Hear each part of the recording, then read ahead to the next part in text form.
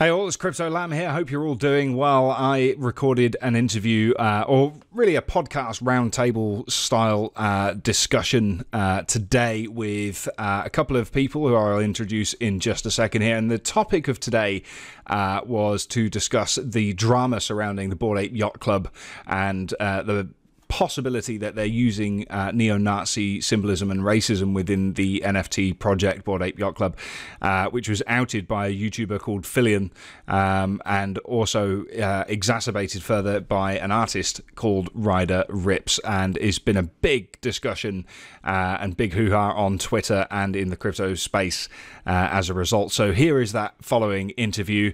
Expect bad language and terrible jokes from the start. It is indeed myself, a gentleman called Phiz, who is wearing the mask, who is in multiple projects on the Harmony project, including most predominantly Defi Tower, amongst other things. And of course, everybody knows him, everybody loves him. Keith Wareing from Keith's Crypto Trades also jumped in to give us his 2 cents as well.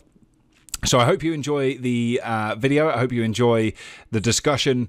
Very, very fun to produce. We will be doing a lot more of these, and I will upload them to Hyper as well as YouTube as well. And potentially later on, as the structure gets a little bit better, I will do a podcast on Apple as well. So thanks very much. Don't forget to subscribe, like, follow, whatever platform you're looking at this on.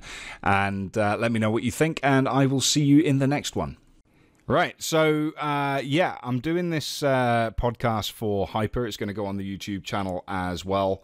And today we're going to be discussing the Bored Ape Yacht Club drama that's been circulating and hitting Twitter quite hard right now with Ryder Rips, the artist, and various other things, and obviously the documentary that was done on YouTube. So Keith, I know you've briefly taken a look at the video, and you know, kind of I filled you in on some of the details and things like that. Phiz, you've watched the video as well, I think, in detail. In fact, we were just talking a minute ago.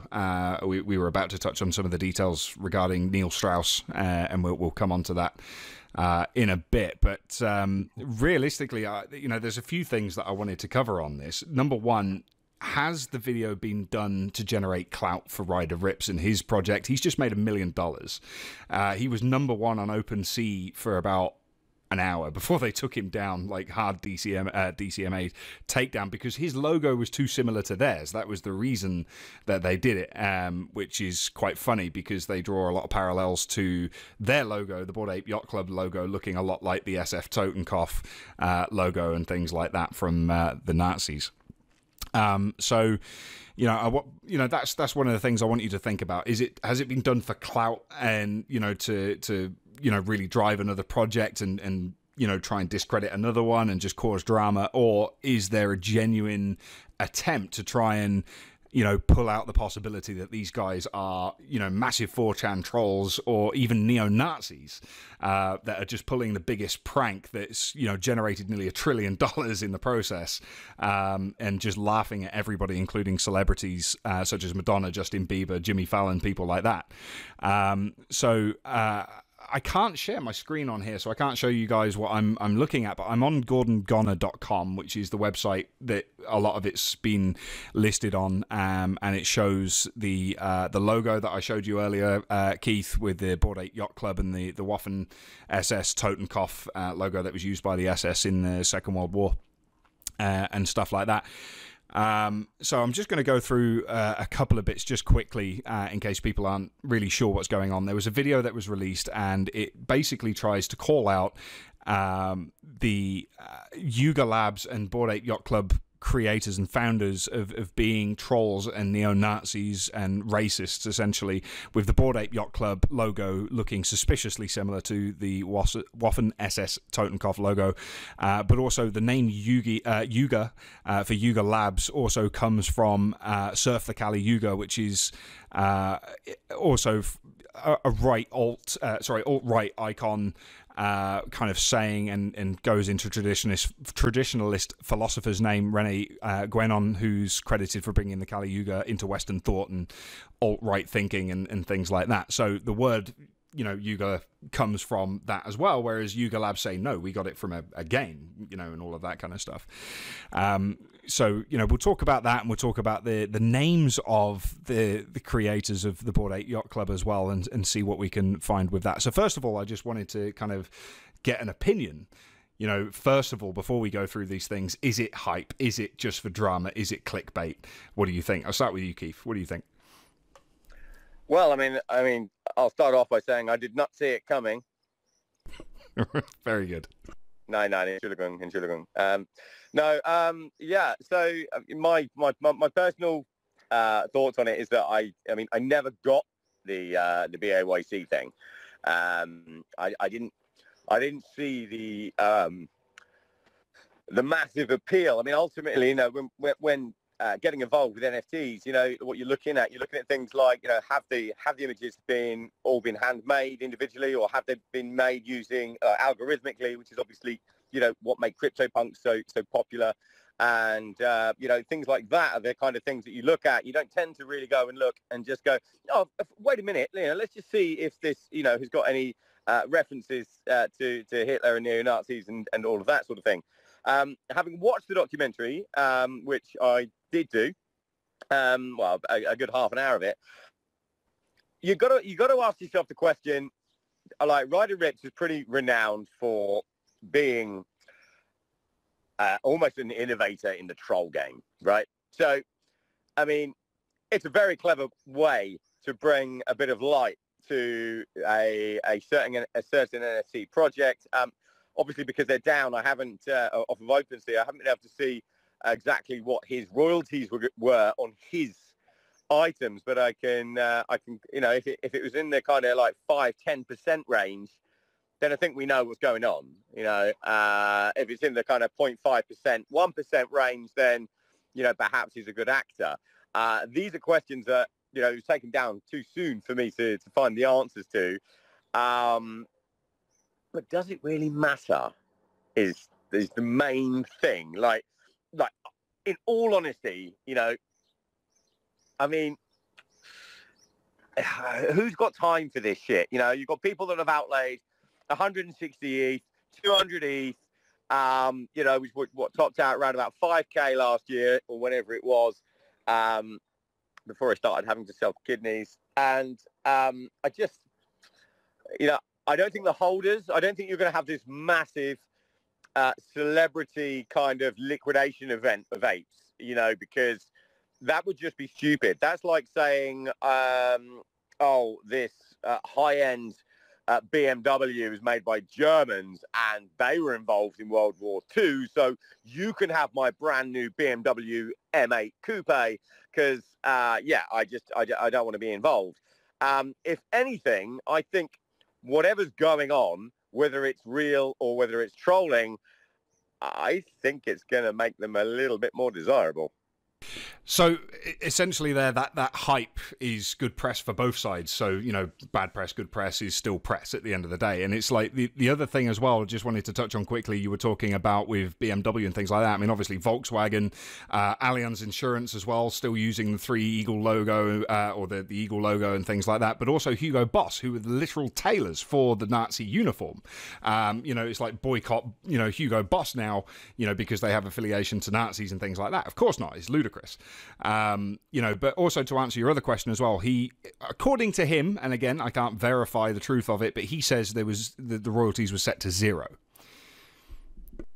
Yeah, well, that in itself lends credence to the fact that he could be genuinely exposing something that no one's aware of. But here's the thing, you know, when you buy an NFT, because they're all shit, right, they're all complete and utter shit. What you're doing is you're buying history. You're buying history in the making. And, you know, like the technology for NFTs in the future can be all sorts of things from, like, you know, like exclusive club membership, ticket sales, all those sort of things can, part ownership of properties, all that sort of stuff could be done with NFTs. So we're in the early stages of, hey, look, we've got this technology. We need to get it really, really known. There's one thing for certain, this will get them known, you know, and, you know, funnily enough, I was in another Telegram group earlier, actually, the Skycoin group, and I couldn't help but notice they were posting some pictures of some news articles, and there's something about some murder in crypto, and Skycoin was mentioned, and the price is pumped like 40%. So no matter how bad the news is, you know, it brings more eyes onto it. It's going to create more opportunity. People see that tanking. I guarantee you'll see people that will start scooping them up on the floor because they're going to want to, if it dumps, which I don't think it will, people are going to want to scoop that shit up, man, because this is a historical thing, especially if it does turn out to be true. Then you're going to want a piece of that history. You know, it's like people want a piece of the Berlin Wall. People want a piece of, you know, the moon, although it's not real and the Earth is flat. So I'm telling you one. It's real. I can't help but agree with you. You know, at the end of the day, you know, bad news, good news, it's still news. It still creates that hype. So, you know, I'm completely with you on that one. Same question to you, Phiz. What do you think? Yeah, this video, if it were not done in concert with this Ryder riff, and it definitely was very pro him. It put him in a very flattering light. It used, I believe, the most attractive picture the person could possibly put, you know, in B-roll. It definitely referred to him like he was somebody that I should already know. Like he was a household name, which he was an unknown to me. And so it did present him like, he's assembled this research and now we're enlightened and the curtain has been pulled back. So I think it was definitely done with an intention, with some intention to elevate him in some instance. I think that the video sounded very conspiratorial. I doubted a lot of it except for one thing. And in college, I lived next door to a house full of dudes exactly like them. They would buy Nazi-era hats and wear them around the backyard and salute and do these things, and were fascinated with Hitler and were taking honors college courses that were based on Nazi Germany, and they were just incredibly enthralled in that and in underground chat rooms like that. So and they were some of the most brilliant people that I knew. So it seems totally unbelievable, except for the fact that I actually knew folks like this growing up or in college that would have done the exact same thing.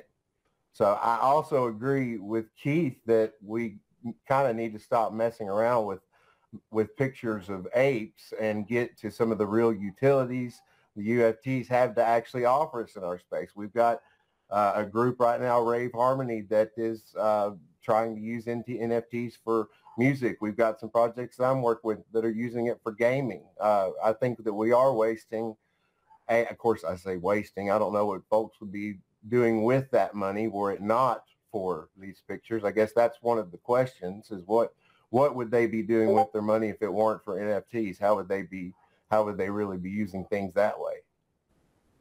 So, you know, at that point there, I mean, are we looking more to saying who the fuck cares when it comes to, are they actually using, you know, that esoteric insider humor when it comes to Nazi or neo-Nazi symbolism and racism, you know, in the sense that, you know, we're talking millions upon millions of dollars have been made.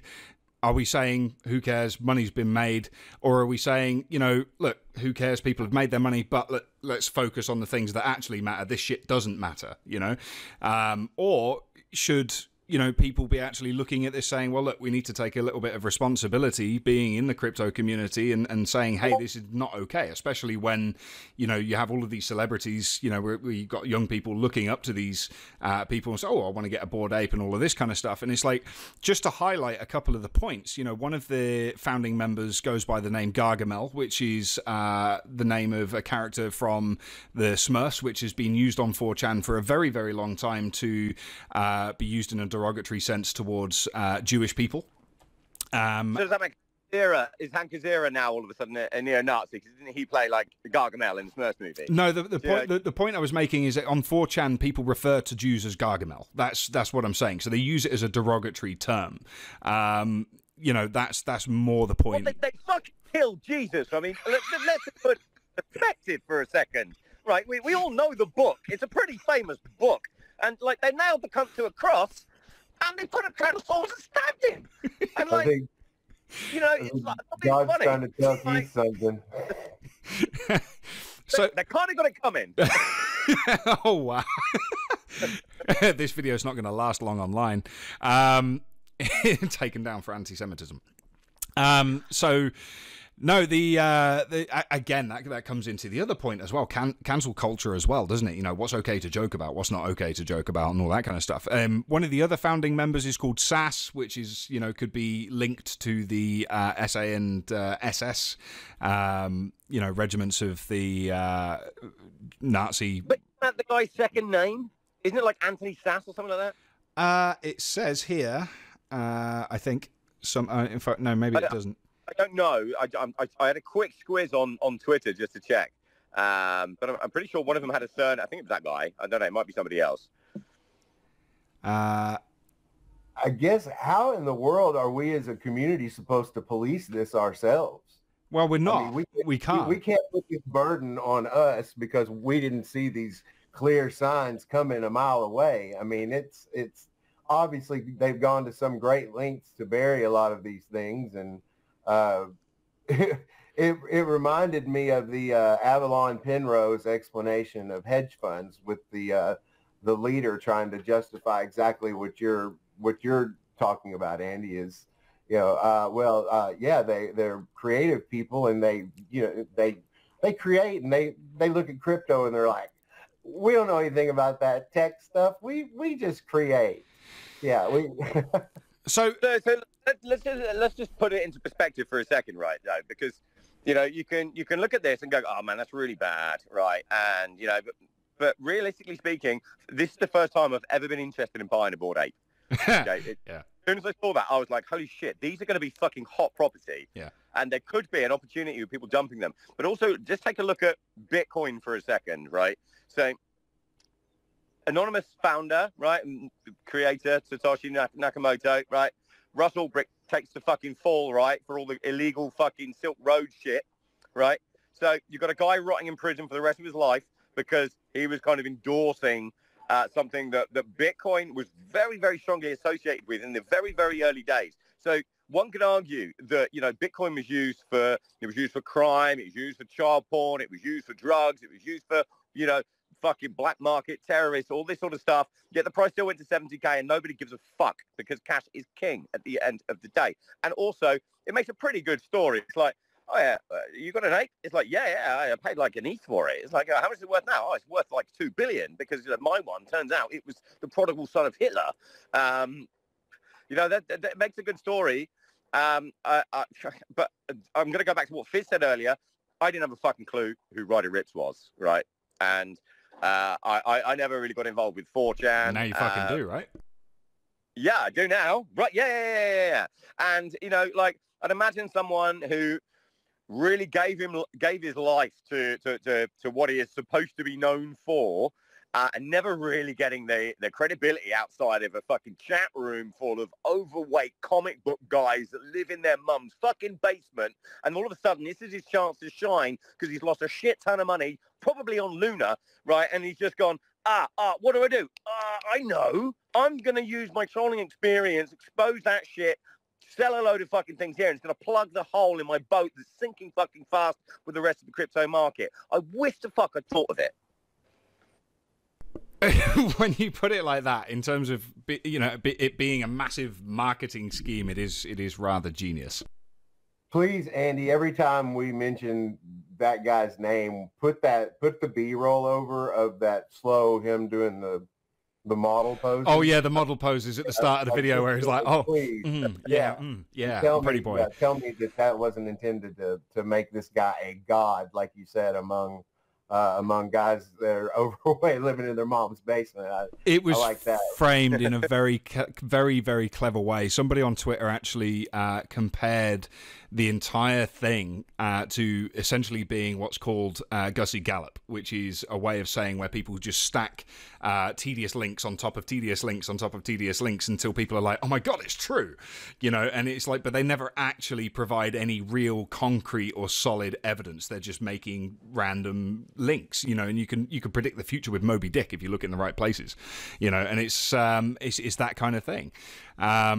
So would we consider this the first crypto psyop? Maybe.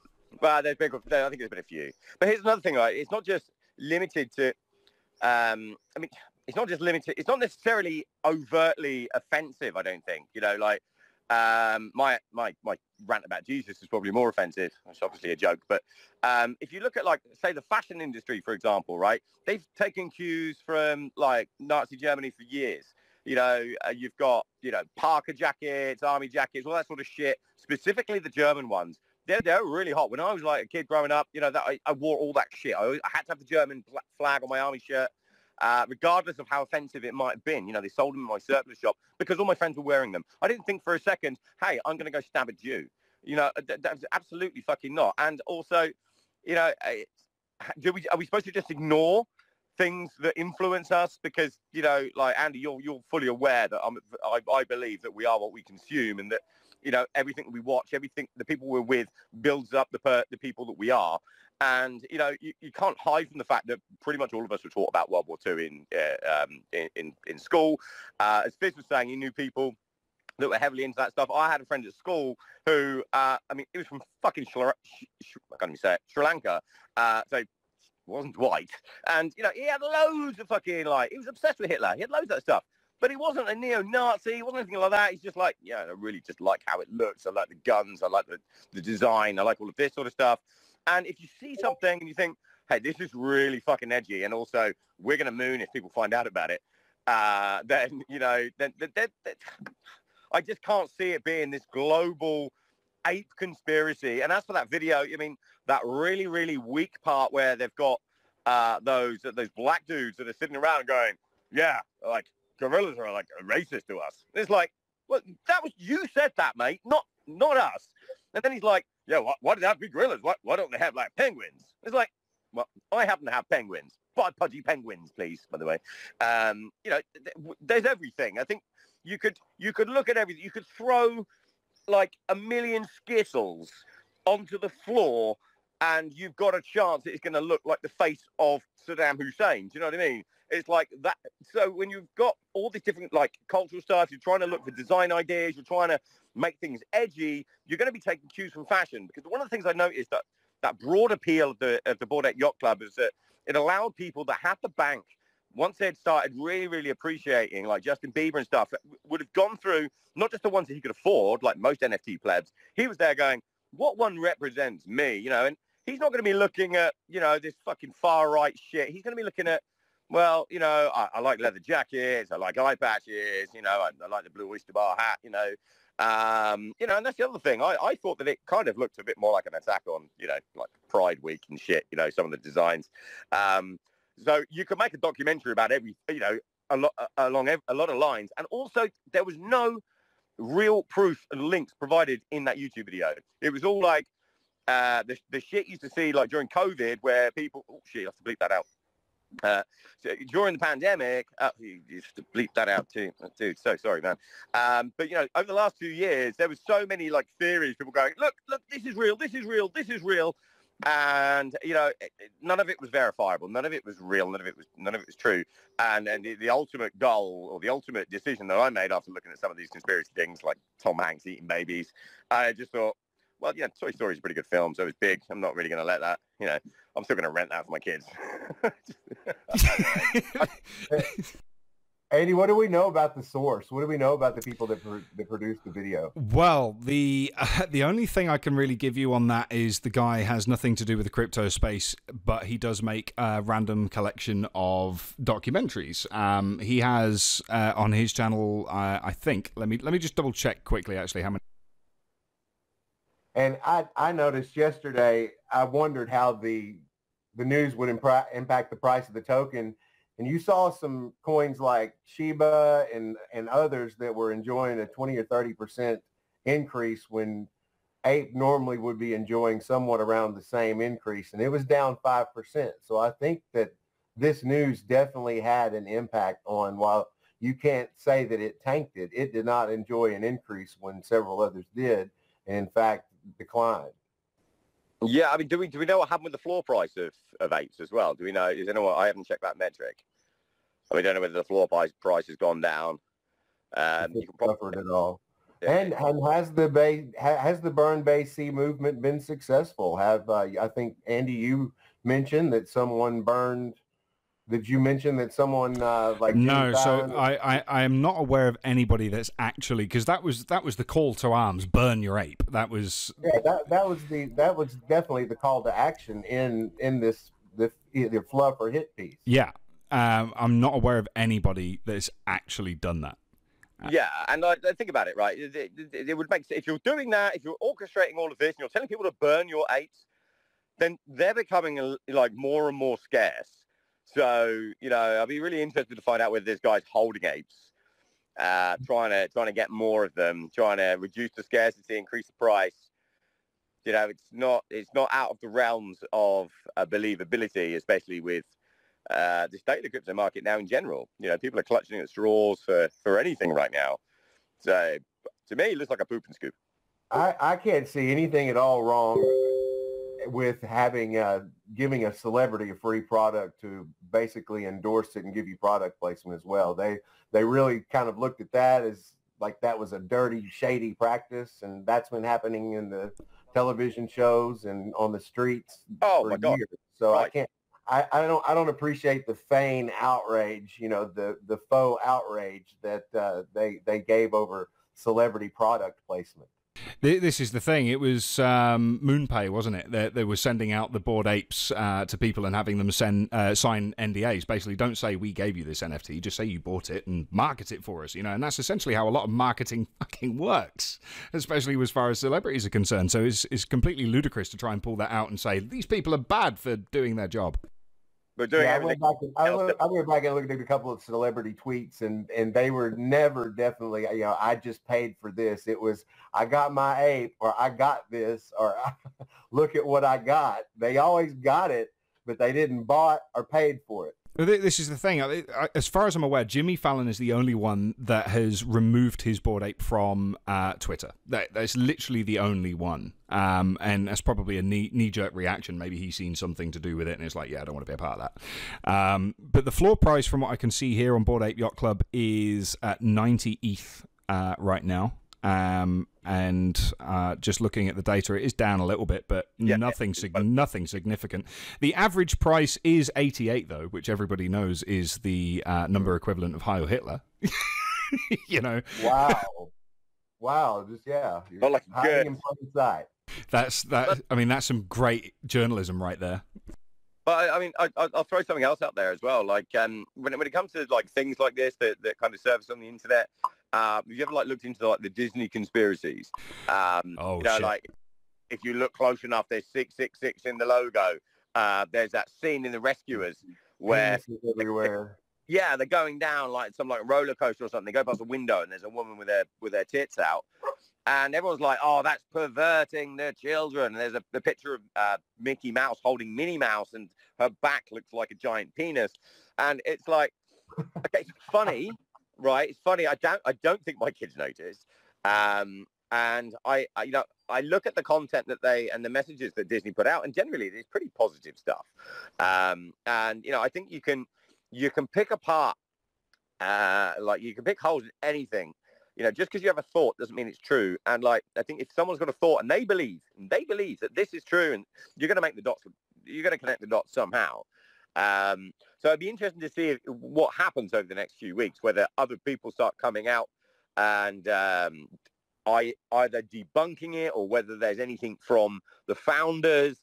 But really, I mean, I don't know, man. I mean, Phiz, growing up in the American South, we had these videos at some point in the 80s and 90s that our parents were passing around that were different Christian news organizations taking like a U2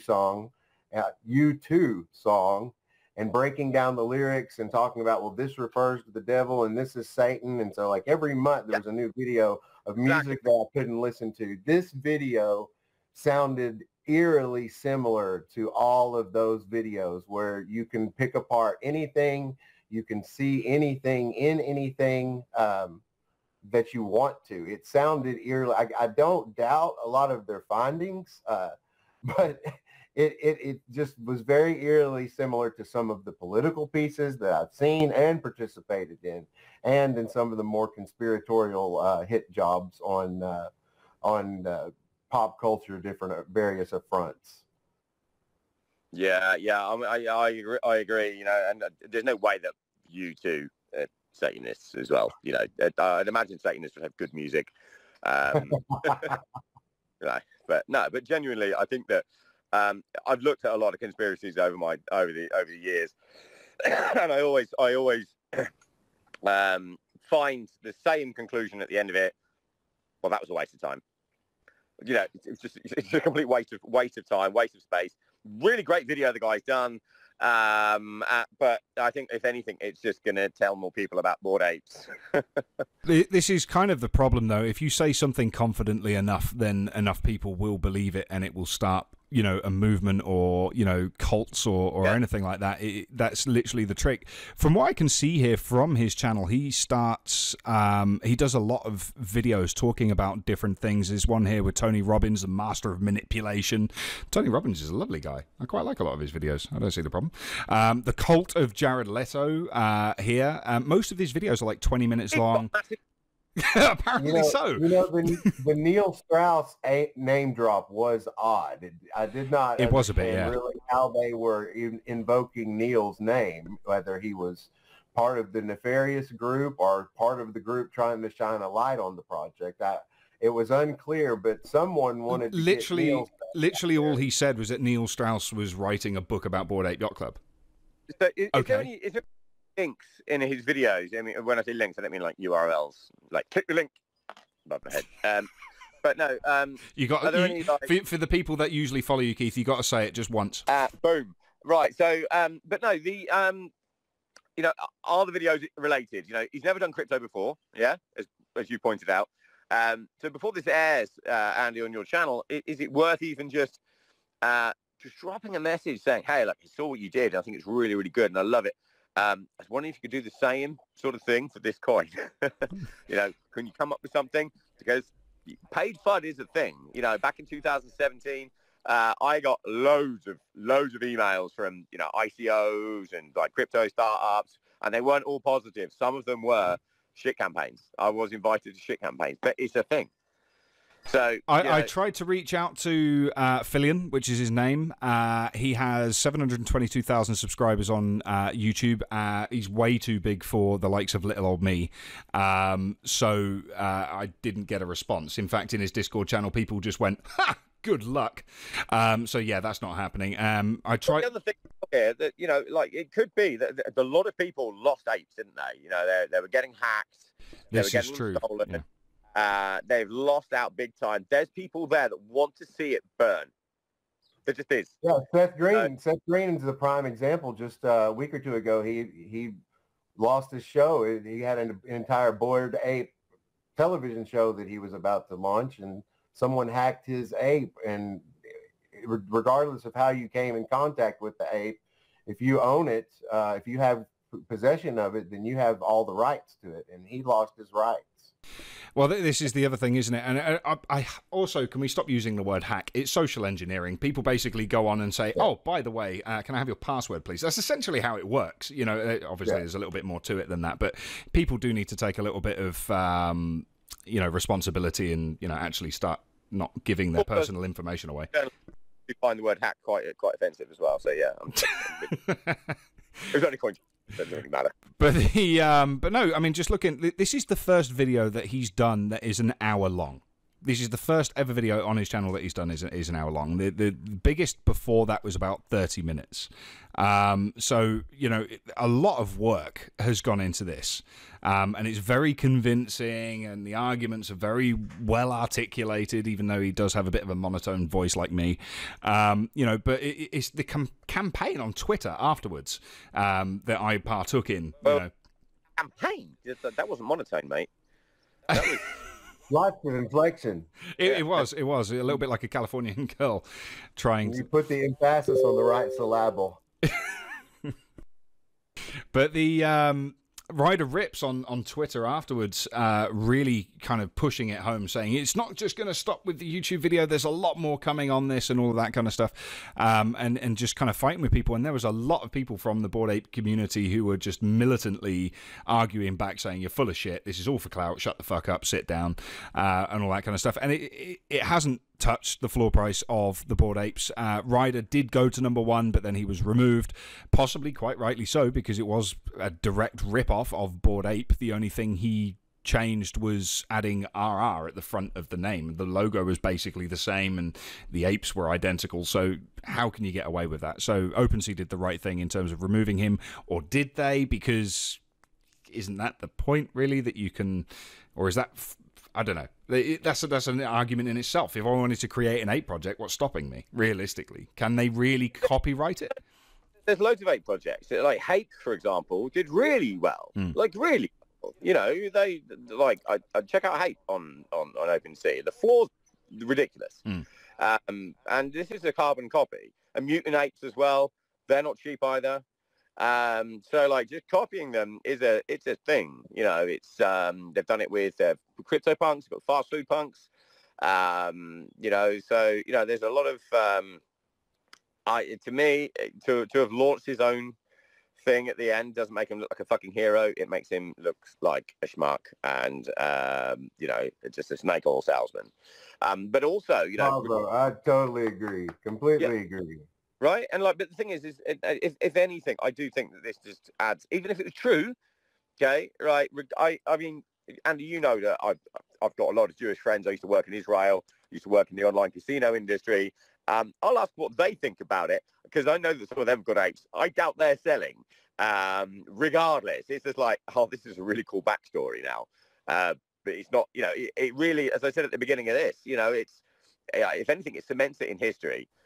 You know, well, the thing that I would like to know is kind of the chicken or the egg with this. Did these 4 guys create this project and it became a huge success and bigger than they expected, and that's when, you know, everything kind of took off? Or was there money behind this from the beginning? That's what I would like to know. So, there's money behind it from the beginning, for sure. Definitely. For sure. So the entire Madonna's manager force was there from the beginning, or that was added on after it was engineered? Well, I mean, look, when it comes to that, like, he started saying like Madonna's managers on board helping with their marketing and you know, being their publicist and stuff like that, like it's a bad thing. The project's worth nearly $1 trillion fucking dollars. You know, if the guy's in a position to do that, why the fuck not? Right? Because he can make a lot of money from it. That's just the way the world works. Wasn't it Apes as well? Wasn't it basically that had the artist came out saying that she wished she'd taken a bigger hit because she was... That's right. They paid her $1 million bonus after that. Oh, really? Yeah. Okay. Yeah. So you know, I think they want to keep their noses clean. And like, I don't know. There's clearly a lot of money behind it. I don't know. I assume there was money behind it. I assume there was, just because the marketing was outrageous, and I know what marketing costs in crypto, because I've witnessed it firsthand. That was in a time when crypto, I mean, the bubble was growing, and it was only a matter of time before somebody matched the right corporate force with one of those viral projects. Yeah. So one last thing. So I think we agree realistically that, you know, whether it's been done like this by design, it adds a good backstory. If anything, it probably adds value to the project itself, and nobody's in a hurry to sell right now. And there is also the potential that Ryder has done this for clout. You know, because again, I didn't know who the fuck he was. Okay, he's worked with Grimes, he's worked with Madonna, he's worked with all these. Okay, but didn't know who you were. Yeah, so I didn't. Congratulations. Well, this is the other thing. He even, ironically, even pointed that out on Twitter. He's like, yeah, I worked with Grimes, and people are like, isn't that the bird that was married to Elon Musk and had a kid with him? Like, yeah, possibly. Who's Elon? But ugly. Name drop. Yeah, we just pick up all these names I've dropped over here. All right, there. She's a butterface. It's like, you know, nice body, butterface. You know. But it's like pointing out as well. It's like, you know, people then replying to him saying, "Who's Elon?" Right? You know, I think it's that guy with money. So it's like name drop after name drop after name drop after name drop. And the whole thing by design looks like it's been done completely for clout. You know, but at the same time, when you look at the, I'm looking at a picture here again. I'm sorry I can't show you what's on my screen, but you're looking at pictures of Pepe the Frog wearing the Prussian helmet as one of the apes wearing the Prussian helmet, and you got Pepe the Frog with the kamikaze head bandana, and then, you know, all of the other things. So the Bored Apes and the Pepe the Frog meme seem to be very, very closely linked. Is that by design? Now, this is what I wondered as well when I watched the first, and that's in the first 10 minutes of the video for anyone that hasn't seen it. I kind of wondered, haven't they just ripped off this guy's memes? And that's probably more what he's got to be in his bonnet about. He's like, these are my fucking memes, man. I created this. And like, there's a documentary about Pepe the Frog as well, and I haven't watched it, but Ryder's probably mentioned in that, or not mentioned in it, and he's like, for fuck's sake, just mention my name. And now everyone knows his name. They just think, cunt. Well, this is the thing, isn't Pepe the Frog? They tried to ban it in the European Union for being inherently racist. So he's fucking green. He's a frog. So all frogs, and everyone knows that frogs are gay, according to Alex Jones. Yeah, well, this is true. Yeah. But the water but is making them gay. But well, no, you can't say gay in our schools until you're in 3rd grade. Oh wow. So. No, you know it means happy, right? In some of the schools in the American South, they just banned saying the word gay. But this is the thing: you can't even say words in their true meanings anymore. It's like a faggot is a bunch of sticks. That's a literal meaning of the word faggot. But it's been put. It's also got like Fray Bentos faggot. The sausages, yeah, the sausage meat, yeah, exactly. So it's this idea that you can't say certain words because you might fucking offend some snowflake. Fag. Or in England, a fag, yeah. And if you get the tip wet, right, it's called bumming a fag. Straight up, it's called bumming a fag. And if